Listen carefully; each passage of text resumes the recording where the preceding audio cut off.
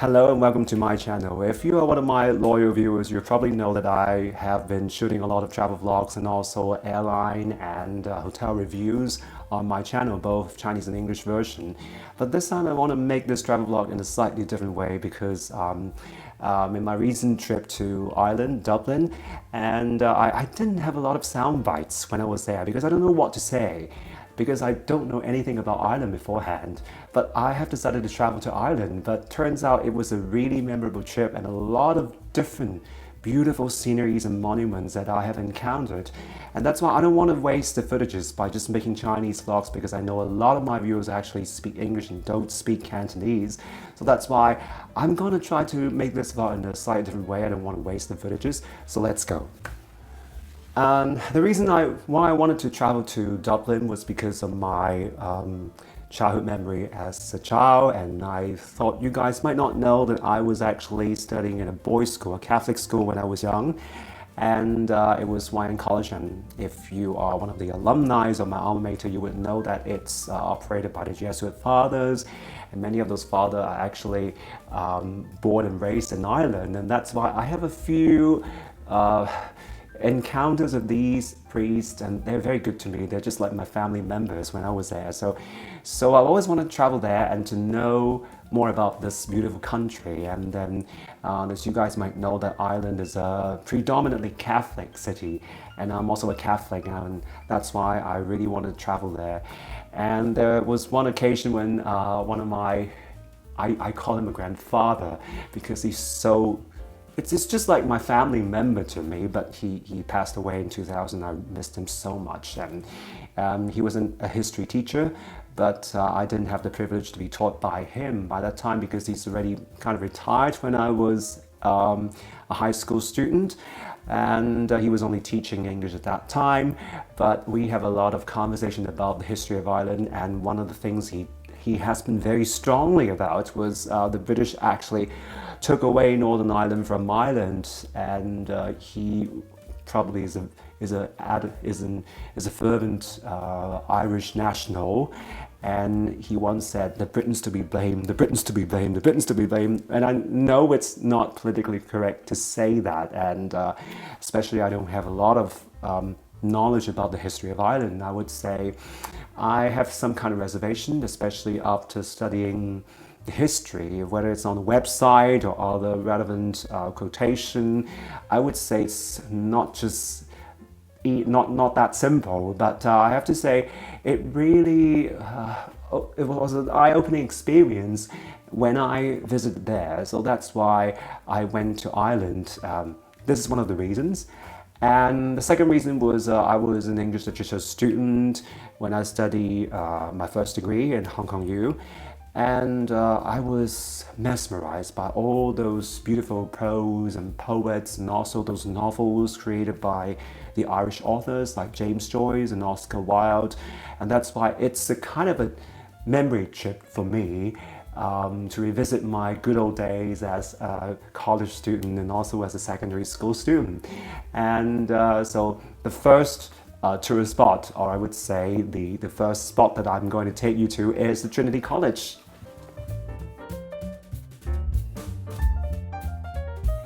Now, the first place I'm taking you to is the Trinity College, and as the name suggests, it was supposed to be a college that only admits Protestant students.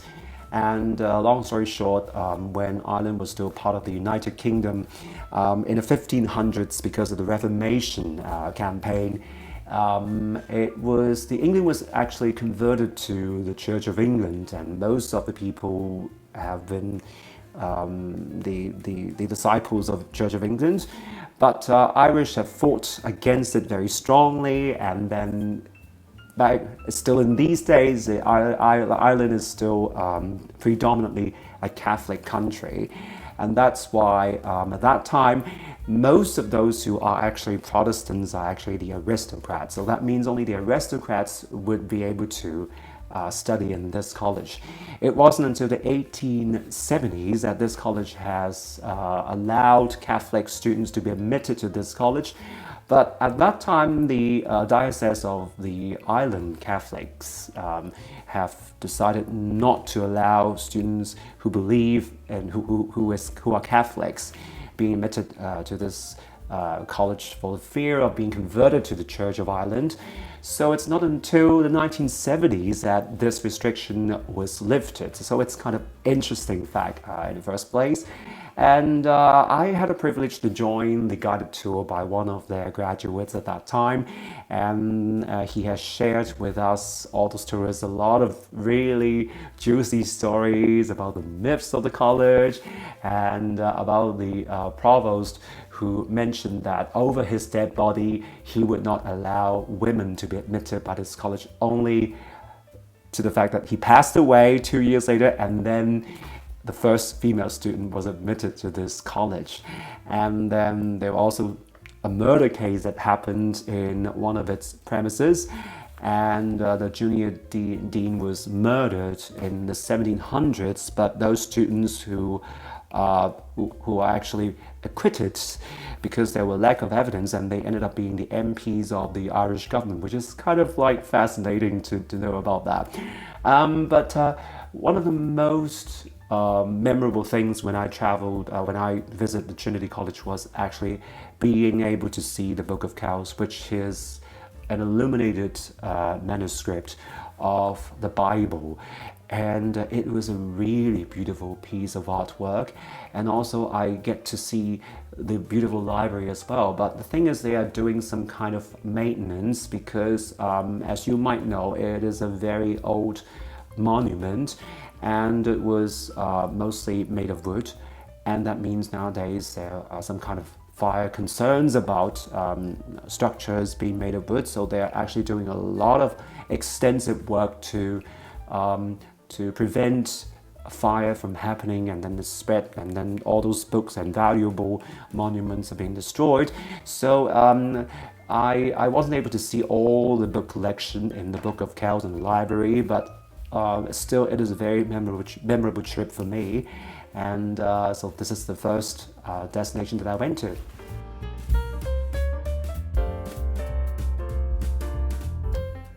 So speaking about those Irish writers, I can't help but thinking about James Joyce, because Dubliners is the book that I first encountered when I was studying English literature in Hong Kong U. And I was fascinated by the way he described an everyday life of those Dubliners. And I remember my lecturer told me the theme of this book was about decay and paralysis, which kind of resonates with myself back in those days when I was an undergrad at Hong Kong U. It was 1997 and Hong Kong was just handed back to China at that time. So every city has their own kind of problem.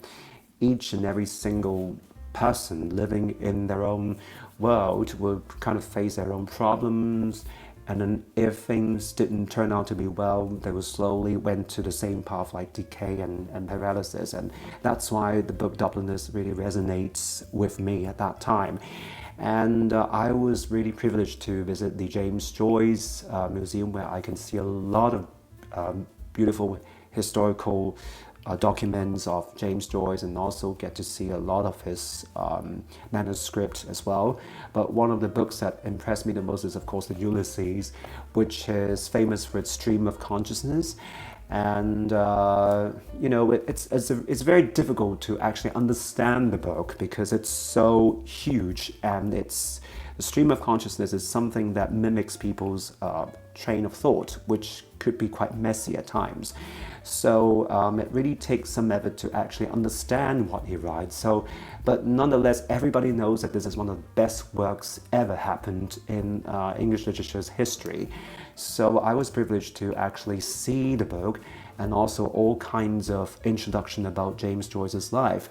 And also another author that I really admire a lot is Oscar Wilde, and I had the chance to visit his childhood home, and I see a lot of works, and I get to see a lot of information and a guided tour about his life, which is kind of miserable because at one point I think he should have a very beautiful family with his wife and kids, and then suddenly he met some guy and then became infatuated for him.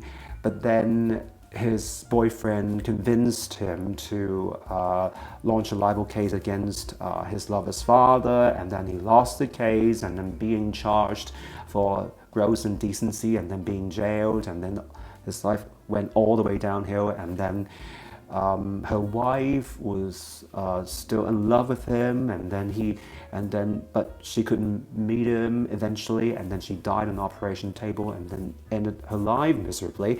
So it's kind of really miserable to see what happened to him.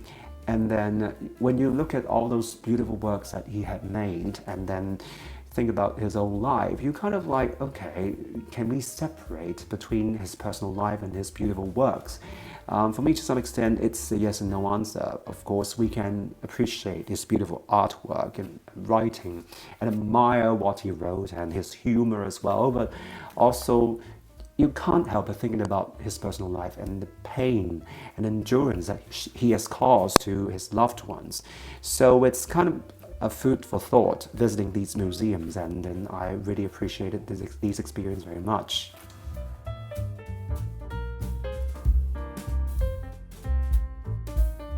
So talking about Ireland, especially Dublin's, no trip to Dublin would be complete without visiting the Temple Bar.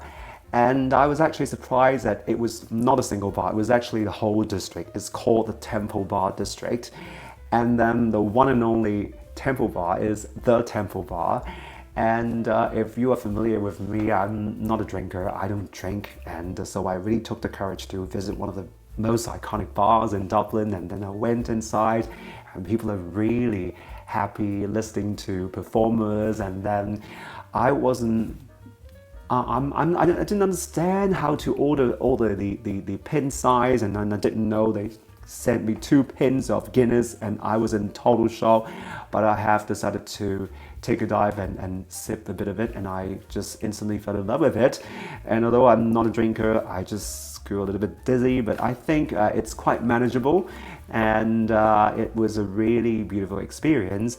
And I also had the chance to visit the Guinness Storehouse, which I was really fascinated about, the way they presented the stories about how these beautiful beer were actually made, and also the wine, not the wine taste experience, but the beer taste experience is actually really memorable, because I have started to fall in love with the smoothness and the texture and the taste of Guinness, which you might be very familiar. It's a bitter taste, but the bitter taste is actually quite manageable to me, and also it was not as strong as other beers that I have tried, or also like champagne or sake that I have tried.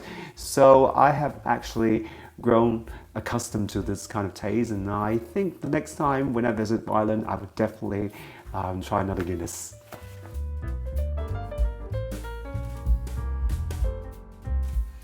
So in the second part of my trip in Ireland, no trip will be complete again without traveling to the countryside of Ireland. And the first place I'm introducing you to is the Howth. And I thought I might visit Howth Market in the first place, but to my disappointment, actually it was weekday, so they don't have a lot of flea market stores operating at that time. They only operated during the weekends. But I had the chance to do some cliff walk along the beautiful scenery of the Howth district. And I was really mesmerized by that. And I thought, I'm not a hiker, but I was actually amazed by my ability to travel, to hike these areas, because it's actually not that demanding physically. And but at the same time, I was a little bit scared because it's actually a long road ahead. And I was really fortunate that halfway there, I understand there was actually a bus stop in the middle of the mountain. So I've decided to take the bus and go back to Howth Market. And it was a really beautiful area. It's not just the mountainous views are amazing, but also the lighthouse, the pier, the seaside. They're just very picturesque. And I definitely think that this should be the one and only tourist destination that you should go if you have only one choice when you travel to Ireland.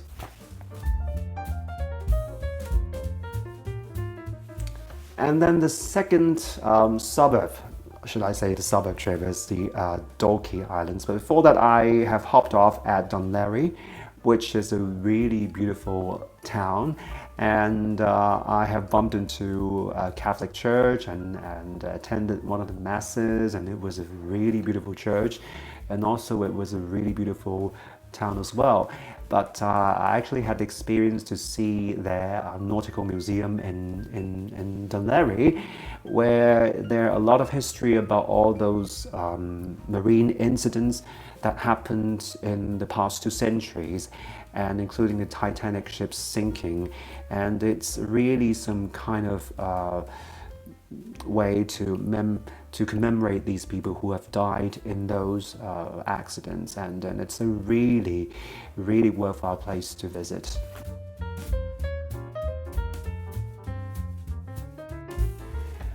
And speaking about Dalkey, I think if you look at the web to have some research, it's actually about, you will see a lot of information about its Viking history. It was, when I looked at the BBC website, a lot of information was about Ireland's history before maybe like the 8th or 9th century, because I was told that the Irish history before that was actually quite vague, because nobody was able to retrieve a lot of information on how Ireland was back then. But as more and more archaeology prowess happened, and a lot of monuments are being excavated, and then there's more and more evidence suggesting that Ireland has a very strong Viking presence at that time. And that's the reason why I went to the Dalkey Castle, and then the guided tour was really informative. A lot of actors doing demonstrations about the Viking history, and then about the black history of the Dalkey Island. It used to be a very prosperous trade area before Dublin became the dominant trade port in Ireland. So it's a really good trip to actually visit Dalkey, because it's not just an area where famous people like Bono have lived there. It's also a beautiful place where there's a lot of history going on, and then when you visit there, you will definitely know more about the history of Ireland.